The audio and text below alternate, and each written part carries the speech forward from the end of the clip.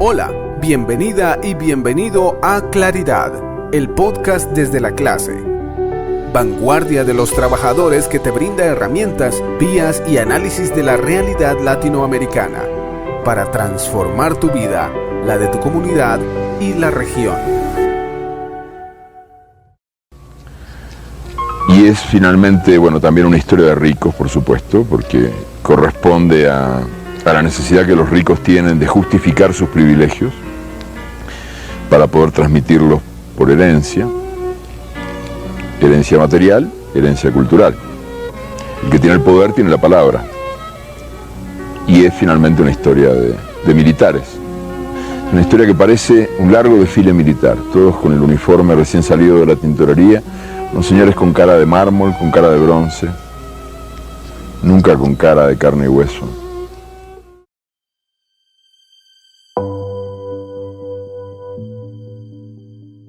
En Guatemala es la falta de pensamiento crítico lo que le ha permitido a los partidos que son utilizados por la élite oligárquica para persuadir a la población.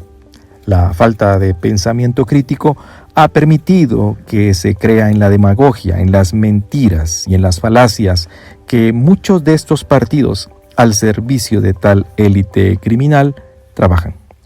Hoy en Claridad, podcast desde nuestra clase, vamos a analizar cómo el estudio de la historia y, sobre todo, cómo los sitios históricos pueden ser parte de ese proceso rumbo al pensamiento crítico. Yo soy Carlos Sánchez, esto es Claridad Podcast desde nuestra clase Vanguardia de los Trabajadores y Trabajadoras en Guatemala.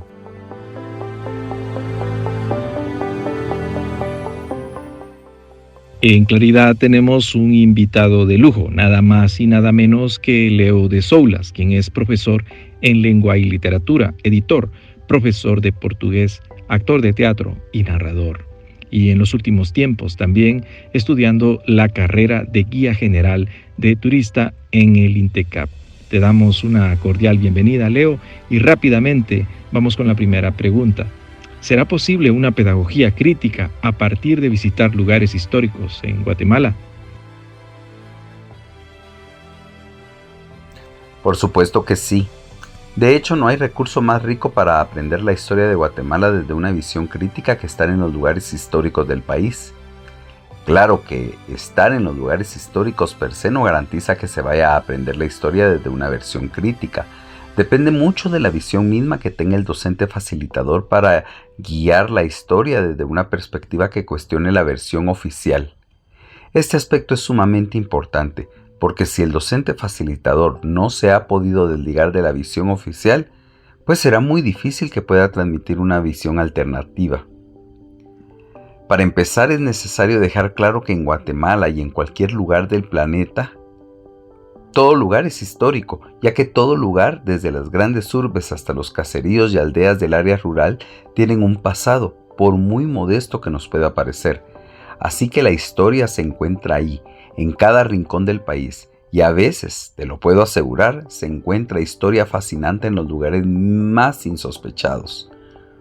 Otro punto de interés y que hay que resaltar es que desde la dinámica histórico-social-cultural, en Guatemala somos herederos de dos grandes tradiciones.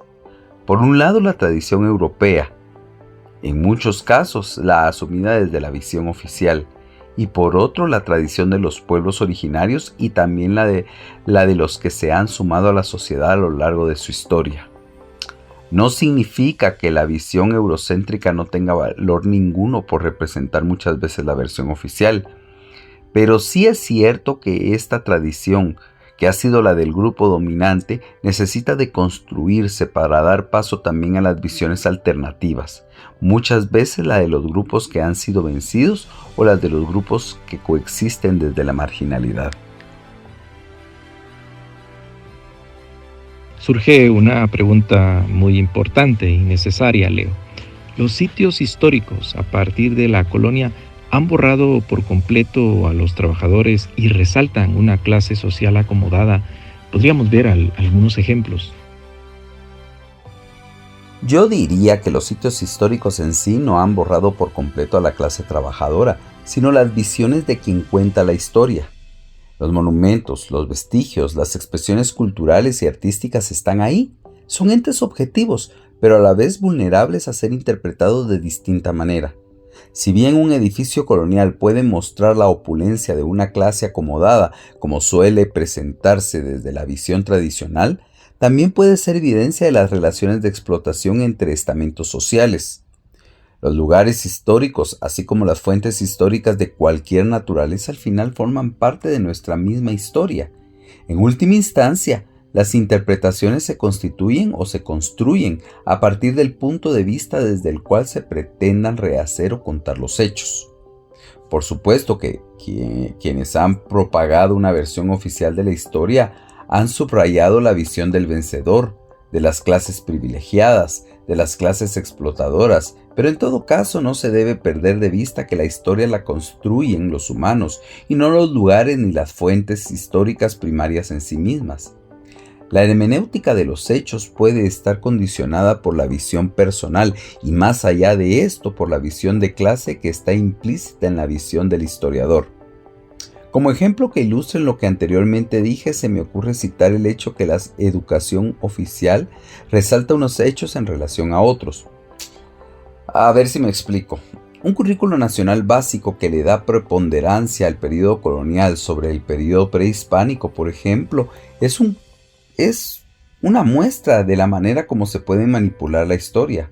Lo mismo ocurre cuando, por ejemplo, se resaltan los hechos y los lugares que exaltan los periodos liberales en relación con los de los periodos conservadores, o esa tendencia implícita de ver con aprobación los gobiernos militares en contraposición de la desaprobación que provocan las acciones generadas por los grupos insurgentes en la reciente historia del siglo XX. Es como crear guiones históricos en los que existen personajes buenos y malos. Esos ejemplos son aplicables también a la historia prehispánica.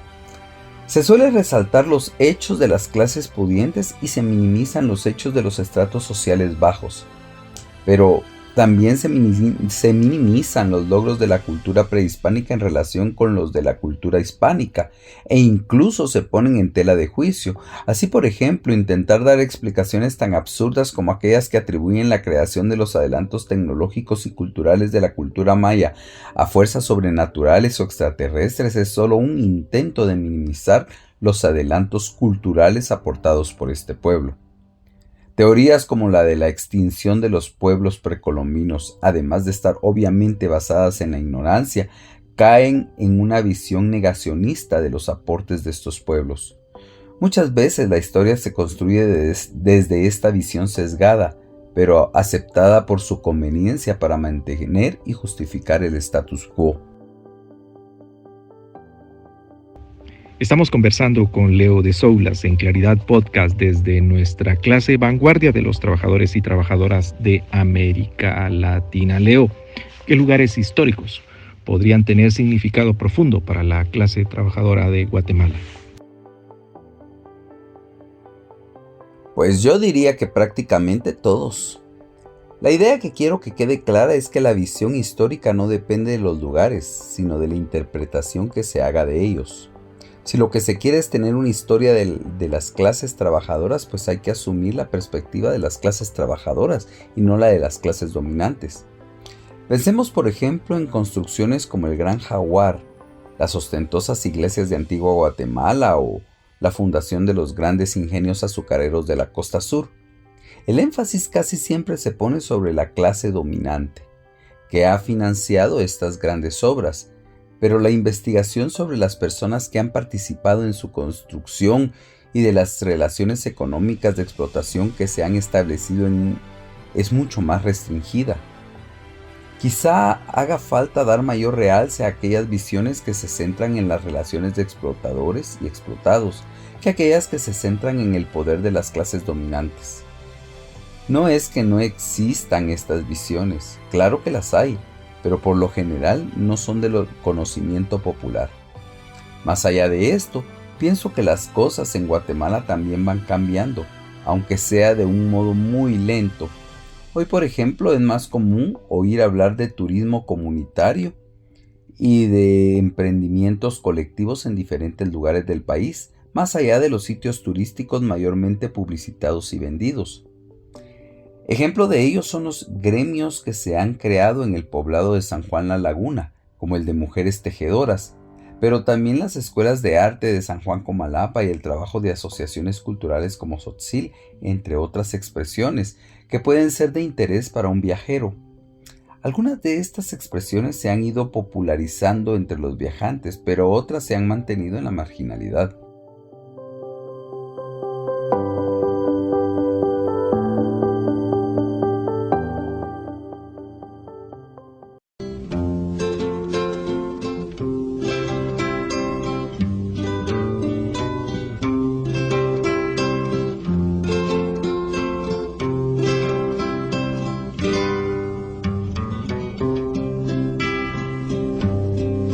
Los que ampliaron el canal de Panamá son los guanacos, los que repararon la flota del Pacífico en las bases de California. Son los guanacos,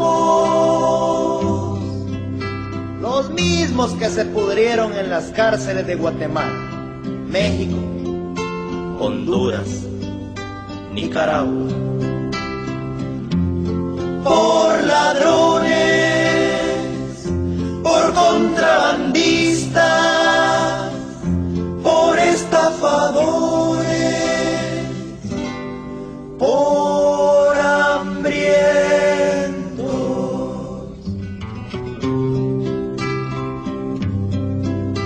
Los siempre sospechosos de todo. Me permito remitirle al imperfecto por esquinero sospechoso, y con el agravante de ser salvadoreño, de Rivete, Santanegra, para variar del barrio La Cruz. Las que llenaron los bares y burdeles de todos los puertos, haciendas y capitales de la zona. Los sembradores de maíz en plena selva extranjera. Los que lloraron borrachos por el himno nacional bajo el ciclón del Pacífico, la nieve del norte. Los primeros en sacar el cuchillo. Los reyes de la página roja. Los que nunca sabe nadie de dónde son. Los mejores artesanos del mundo.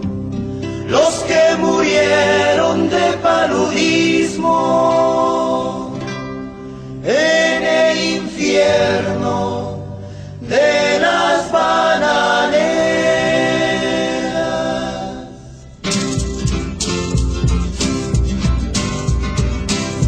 Los arrimados, los mendigos, los marihuaneros, guanacos, hijos de puta, eternos indocumentados. Los hacenlo todo, los véndelo todo, los cómelo todo. Los tristes más tristes del mundo, mis compatriotas, mis hermanos.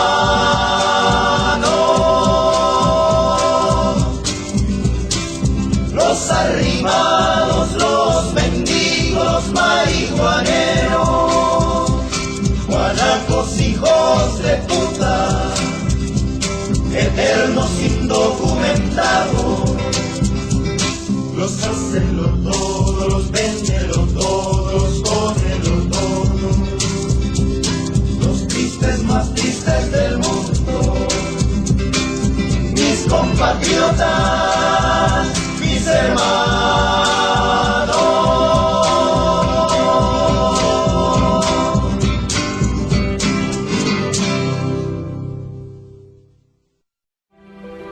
Estás escuchando Claridad, podcast desde la clase.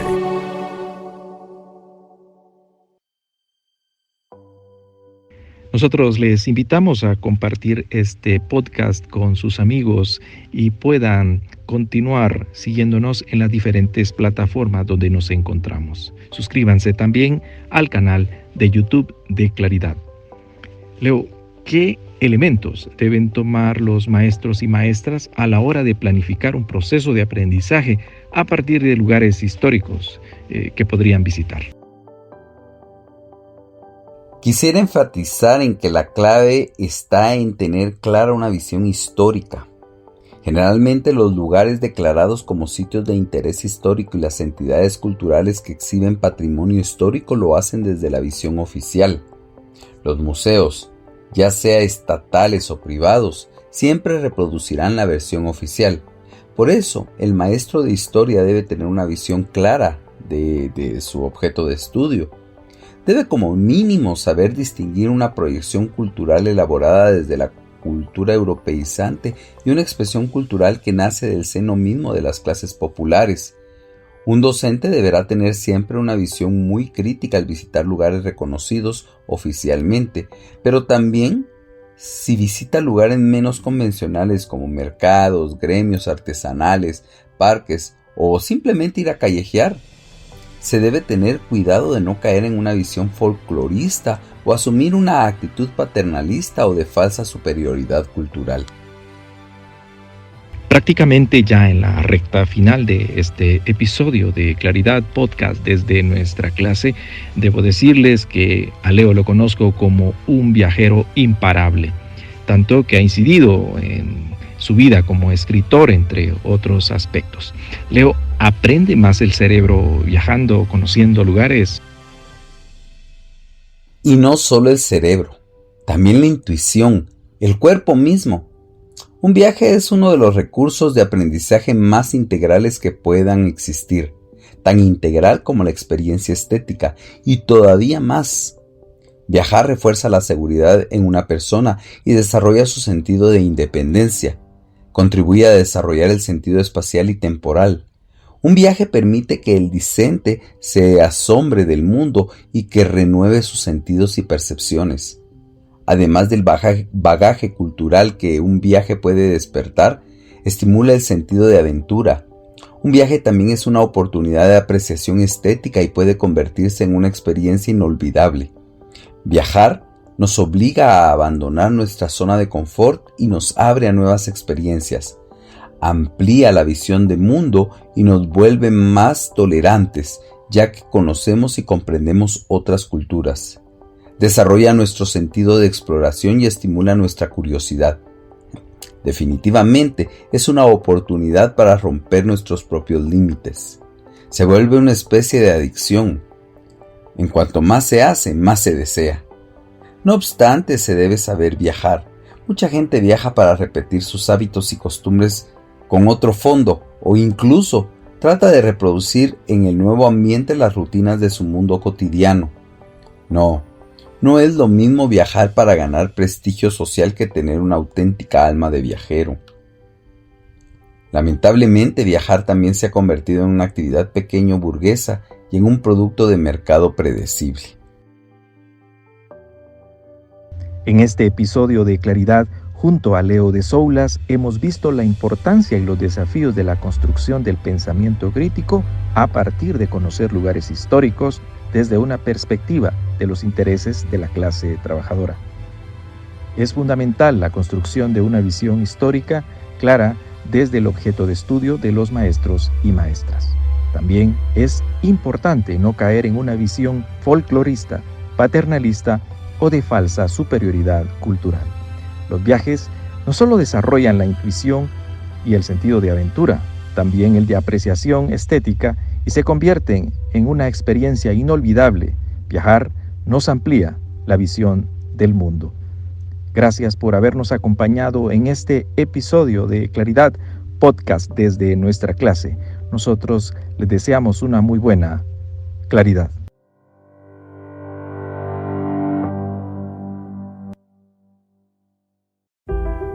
La vanguardia de los trabajadores y trabajadoras crece compartiendo este podcast con tus contactos. Esto fue Claridad, podcast desde la clase.